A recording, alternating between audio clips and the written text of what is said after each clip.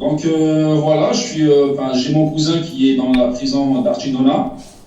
Tiene a su primo que está en la cárcel de Archidona. Et donc voilà, moi d'après ce qu'on me raconte tous les jours, parce que j'ai des contacts à l'intérieur, il y a mon cousin et j'ai d'autres contacts de la prison. Por lo que me dicen a diario por mi primo y otros contactos que tengo dentro de la cárcel, de allí. Donc les conditions à l'intérieur sont invivables. Donc déjà qu'ils ne mangent pas assez, il fait froid, il n'y a pas d'eau potable. No se puede vivir dentro de una cárcel en esas condiciones, no hay comida suficiente, hace frío y no hay agua potable. Et puis ils subissent, de temps en temps, ils subissent quelques violences de la part de la police. Y de vez en cuando padecen violencia policiales. Je comprends que la police, la réponse, elle essaie de mettre un peu, de ramener le calme dans la prison, mais les méthodes qu'ils utilisent sont parfois un peu violentes. Una cosa es intentar que haya tranquilidad dentro de la cárcel y otra cosa es utilizar métodos violentos.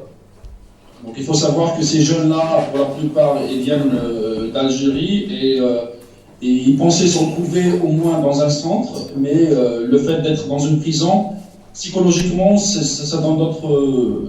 joue sur le moral. Evidentemente, la situación psicológica a día de hoy, los detenidos dentro de esa cárcel, es muy baja porque ellos, al venir de Argelia, pensaban estar en un centro de internamiento y encontrarse en una cárcel en esas condiciones, evidentemente eso juega un papel nefasto a nivel psicológico. Donc, ces derniers jours, les violences se sont accentuées. On reçoit pas mal de vidéos et d'enregistrements. Et dans ces vidéos, on voit bien qu'il y a des méthodes violentes de la part de la police. On frappe ces jeunes, on les tabasse avec des coups de bâton. Estos últimos días la violencia se ha ido intensificando, lo vemos nosotros por lo que nos cuentan, pero además también por los propios vídeos que salen cada día del centro penitenciario, donde vemos cómo golpean los policías y los miembros de la UIP a jóvenes que están encerrados en esa cárcel con golpes de porra, de palos. Et comme on dit, la violence engendre de la violence. Ces jeunes, ils ripostent aussi par des méthodes violentes, en cassant tout ce qui est vitres, verres, etc. Y evidentemente, pues cuando se actúa de esa forma violenta, pues eso conlleva respuestas y reacciones por parte de la gente que está encerrada.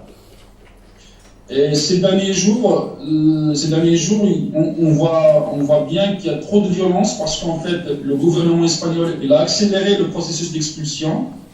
Y evidentemente vemos cómo ahora está habiendo mucha violencia y cómo el gobierno de España ha acelerado las expulsiones en estos momentos donde se está empezando ayer mismo se expulsó también a más gente. Et du coup, ces jeunes, ils essaient d'exprimer leur mécontentement avec des méthodes violentes, donc ils cassent tout ce qu'il y a à casser à l'intérieur.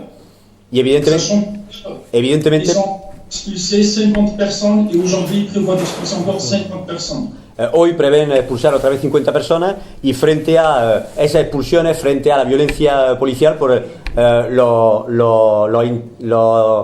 detenidos pues responden como pueden y por eso vemos también imágenes de cristaleras rotas y cuestiones de este tipo.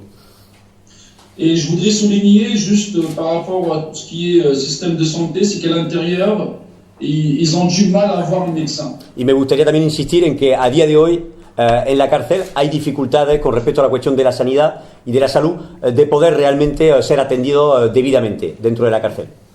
Je vous donne juste un exemple. Hier, mon cousin, il avait des problèmes respiratoires.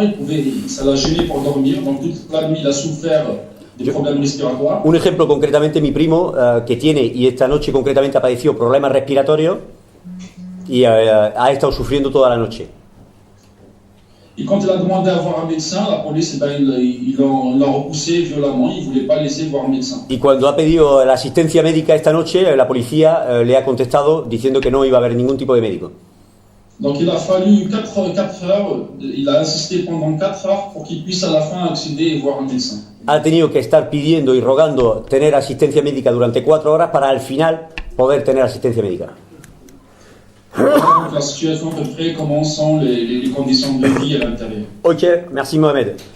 Y esas son las condiciones de vida reales de los encarcelados a día de hoy en el centro penitenciario.